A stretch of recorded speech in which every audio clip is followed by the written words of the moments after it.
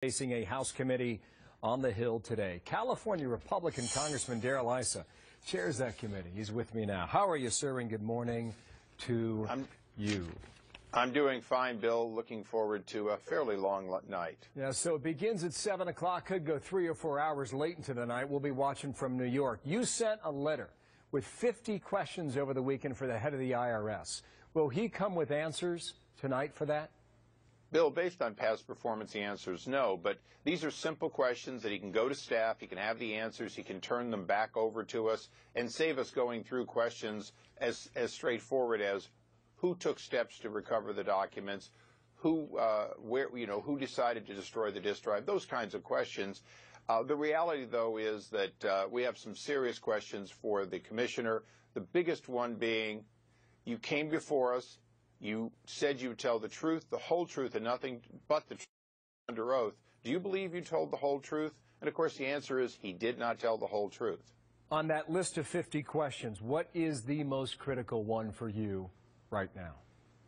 The most critical one really has to do with, in fact, who made the decision to destroy the document. Remember, a lawyer, Lois Lerner, is somebody who decided to put documents on that C drive, on her local drive.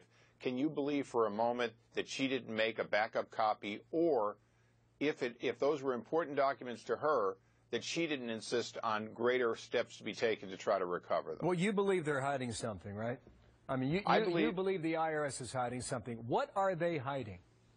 Well, I believe Lois Lerner is hiding something. I believe the Justice Department, the IRS, and the White House are interested in her succeeding in hiding what she's hiding, which is her targeting of conservative groups based on their ideology in support of the president's war on Citizens United, a Supreme Court decision that he didn't like. He didn't like it enough to basically chastise the Supreme Court in the House of Representatives. This is something that he vehemently opposes, and Lois Lerner acted on his opposition. But we understand it's not just Lois Lerner now. It's 6 other employees for the IRS. And to be clear about it, it's our understanding that these are emails that were sent out of the IRS to other people in Washington, in Cincinnati, who knows where they went.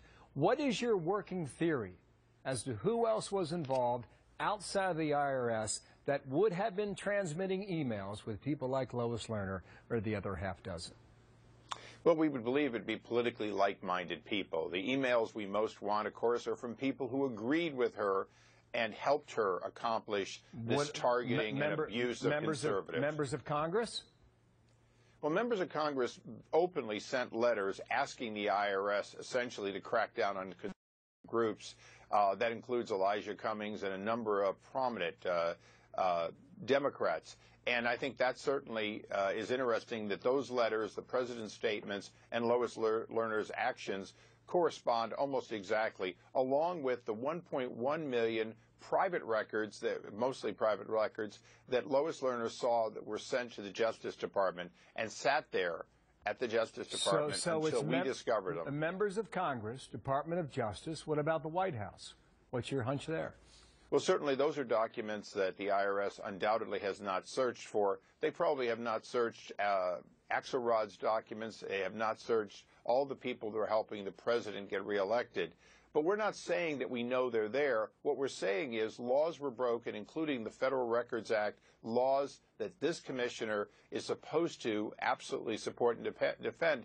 But, Bill, here's one of the things that I think your viewers need to understand. The commissioner knew that he had made false statements to Congress. Did he come to Congress and say, hey, I need to make you aware of this? No. He went to the political appointees at Treasury, and he went to the political appointees at the White House, discussed it with them. He didn't even discuss it with his own Inspector General, a nonpartisan. Why? Yeah. Because he, in fact, is co-opted in this political cover-up. But is it your belief that this operation infected various branches of our government at Washington, D.C., and not just the IRS? Others knew about it, they're aware of it, and perhaps many others participated in it. What do you think about that? Well, whether it's Trey Gowdy, James Lankford, Jim Jordan, Jason Chaffetz, any of my key lieutenants, we all have the same instructions. Follow the facts, don't assume where they lead, but don't write off the possibility they lead there. So could it lead to political operatives of the president? Yes. Do we know?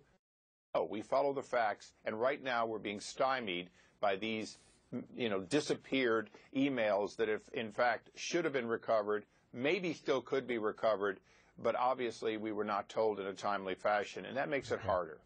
Darrell Issa, thank you. 7 o'clock tonight, 7 o'clock Eastern Time on the Hill. Appreciate your time today, sir. Thanks, Bill. Out of here.